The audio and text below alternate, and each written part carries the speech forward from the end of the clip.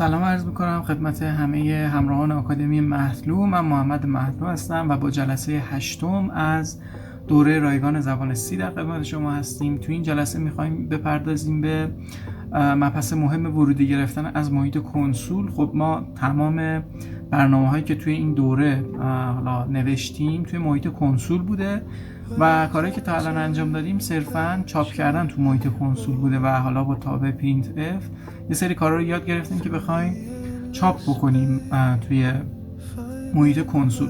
امروز میخوایم که یاد بگیریم چطوری میتونیم از محیط کنسول ورودی بگیریم و کاربر حالا هر داده‌ای که وارد میکنه رو ما بتونیم به عنوان حالا اینپوت برنامه خودمون یا یه تعاملی حالا با کاربر برقرار بکنیم تا بتونیم حالا برنامه‌های بهتری بنویسیم. خب کاری که توی این جلسه میخوایم انجام بدیم این هستش که اول ببینیم چطوری میتونیم از محیط کنسول ورودی بگیریم، بعد با تابع اسکنف آشنا میشیم و یاد میگیریم که چطوری ازش استفاده بکنیم. خب بیایم تو محیط آیدیمون. زمانی که ما یه بیسی از حالا کد استاندارد زبان C می نویسیم کتابخونه stdio.h رو اینکلود میکنیم. گفتیم که تابع پرینت اف تابعی هستش که داخل همین کتابخونه تعریف شده و به ما این امکان رو میده که بتونیم توی محیط حالا کنسول بتونیم که حالا چاپ رو انجام بدیم و یه خروجی رو نشون بدیم تو محیط کنسول. یک تابع دیگه هم وجود داره تحت عنوان اسکن اف که به ما این امکان رو میده که از محیط کنسول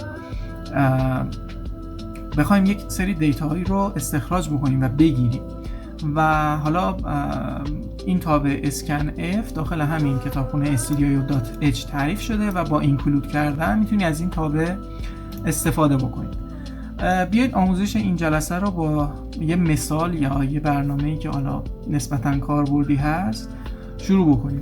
فرض کنید ما یک برنامه میخوایم بنویسیم که سن کاربر رو ازش بگیره و بعد توی خروجی برایش چاپ بکنه که سن شما انقدر هست. خب من یه متغیر تعریف میکنم، اسمش رو میذارم age و مقدار اولیه میدم بهش 0. با دستور printf برای کاربر چاپ میکنم که مثلا please enter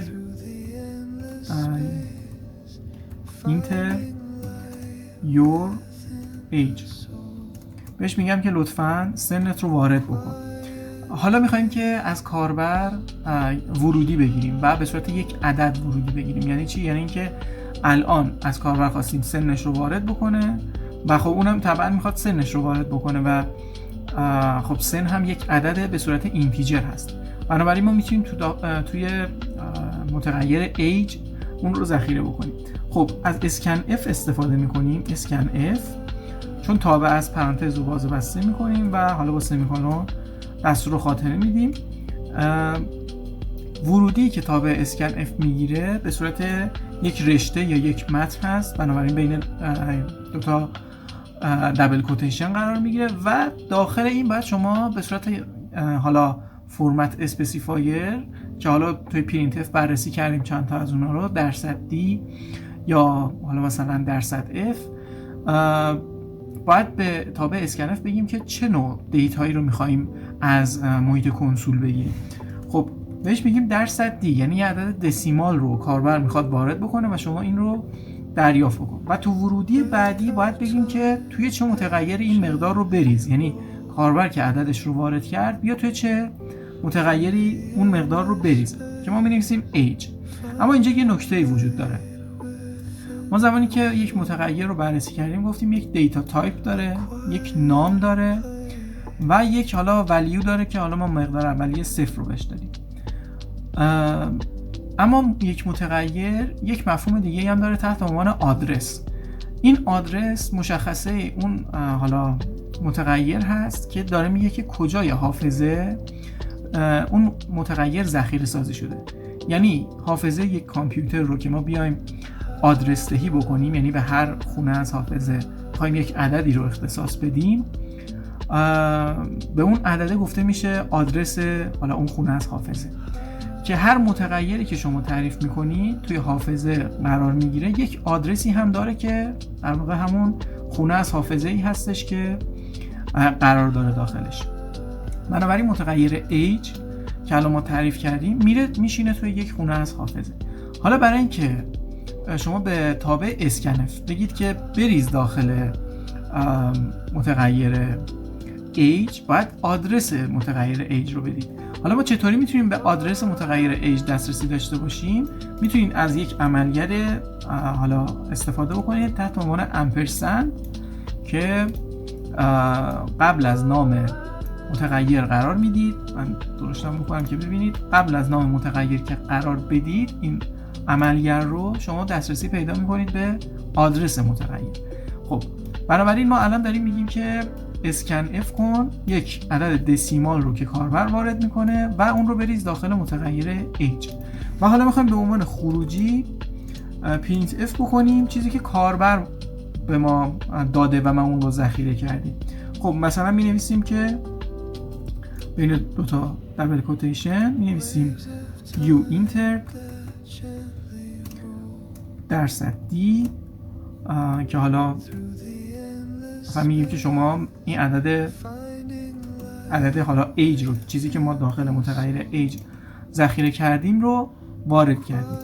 خب یک بار این برنامه رو اجرا بکنیم ببینیم که چه خروجی ما میده. اول از ما میپرسه که سنتون رو وارد بکنید و خب اینجا برنامه استوب کرده. حالا باید سنتون رو وارد بکنید. مثلا من میزنم 24 و اینتر رو که بزنم خب خروجی یعنی داده میشه به برنامه، این عدد 24 به برنامه داده میشه و برنامه برای من چاپ میکنه که شما عدد 24 رو وارد کردید.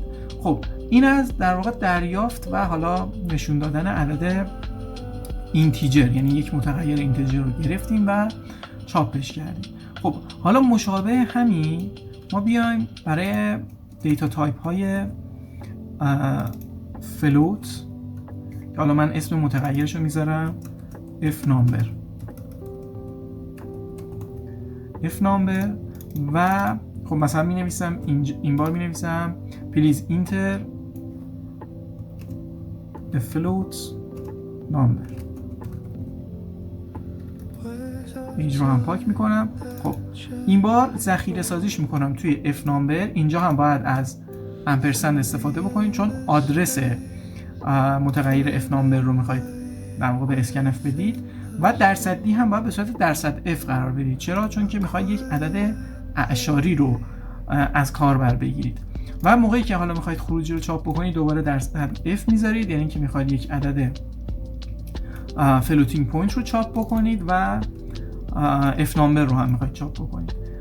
حالا مشابه همین ما برای کاراکتر هم این کار رو بکنیم، یعنی یه متغیر به صورت کاراکتری داریم و حالا من اسمش رو میذارم ch و مقدار اولیه حالا یا 0 میتونید بدید یا مثلا کاراکتر اسپیس. باید توجه داشته باشین که این حالا کاراکتر هست دیگه. الان ما میخوایم کاراکتر بگیریم، بنابراین اینجا من می‌نویسم کاراکتر، یعنی از کاربر میخوام که یک کاراکتر به ما بده و توی حالا در تابع اسکنف من میگم که بریز توی متغیر ch مون. اینجا باید از درصد c استفاده بکنم که حالا یه نکته‌ای داره که جلوتر بهتون میگم و این درصد c رو هم چاپ میکنید و خب به این صورت. حالا برنامه ما اول خب همون سن رو میگیره که اینتیجر بود، تستش کردیم و حالا بعدش یک فلوتینگ پوینت رو میگیریم و خروجیش رو میبینیم و بعد میرسیم به حالا یک کاراکتر رو میخوایم از ورودی بگیریم و چاپش کنیم. خب برنامه رو اجرا بکنیم. خب اول میپرسه که سن چنده، من میزنم 24 و خب 24 رو برای ما چاپ میکنه. حالا میگه که عدد اعشاری چاپ بکن، من مثلا میذارم 9 و نیم. خب برای ما 9 و نیم رو چاپ میکنه. میرسه به چاپ کردن، یعنی گرفتن و چاپ کردن کاراکتر، اما همونطور که میبینید برنامه رو خاتمه میده. این ضعف دستور اسکنف هست و خب اسکنف زمانی که میخواد حالا یک کاراکتر بگیره، حالا به اشتباه حالا نحوه کدنویسی که برای تابع اسکنف داشتن و حالا ایمن نبوده و اینها، میاد اینجا به اشتباه یک کاراکتر، حالا به صورت چاپی هم نبود اون کاراکتر، من یک بار دیگه برنامه رو اجرا بکنم ببینید. 24 مثلا 1، ببینید اینجا بلافاصله خط بعدی رو اجرا میکنه و حالا هیچ کاراکتری هم اینجا چاپ نمیکنه، یعنی به عنوان درصد C هیچ کاراکتری رو اینجا چاپ نمیکنه. حالا اینجا مشکل چی هست؟ شما برای اینکه بخواید در واقع یک کاراکتر با استفاده از اسکن F بگیرید، حتما باید یک اسپیس قبل از درصد C بزنید که حالا این مشکل براتون پیش نیاد. یه بار دیگه این کد رو من براتون اجرا میکنم. من 24 رو میزنم، حالا عدد 10 رو، حالا 10 معمولی من دادم، یعنی اینتیجر بهش دادم، ولی خب اون به صورت فلوتینگ پوینت ذخیره سازش کرد. و حالا اینجا برای کاراکتر، یعنی وارد کردن یک کاراکتر، صبر کرده برای من که حالا مثلا من کاراکتر A رو میدم، A کوچیک رو میدم و خب تو خروجی به من A رو برمیگردونه. حالا ما با دستورهای printf و scanf آشنا شدیم، اما اینها ضعف‌هایی دارن و ایمن نیستن. تصور بکنید شما از کاربر یک عدد خواستید ولی اون حروف رو به شما داده. مثلا این رو چک بکنیم با هم دیگه. مثلا گفتید که یک عدد به من حالا بده، مثلا کاربر عدد 12 رو وارد کرده، دستش خورده یک کاراکتر هم به شما داده. الان اگه اینتر رو بزنه اصلا خروجی برنامه‌تون به هم میریزه، یعنی فلوتینگ پوینت که کلا عدد 0 رو گرفته و همون کاراکتر A رو به عنوان کاراکتر A در نظر گرفته و خب اینجا به مشکل خورده برنامه‌تون. خب این در واقع ضعف‌های printf و scanf هستش. خب بنابراین ما یاد گرفتیم که چطوری از scanf استفاده بکنیم برای دیتا تایپ های مختلف و چطوری بتونیم ورودی های مختلف رو از کاربر بگیریم. خب این جلسه همینجا به اتمام میرسه و حالا امیدوارم که مورد پسندتون هم قرار گرفته باشه. اگر سوالی داشتید حتما تو کامنت ها ازم بپرسید و امیدوارم که حالا تو جلسات آینده هم دنبال بکنید این دوره رو تا بتونید که با همدیگه زبان C رو کامل یاد بگیرید. خب خیلی ممنون که توجه کردین. تو جلسات آینده میبینمتون.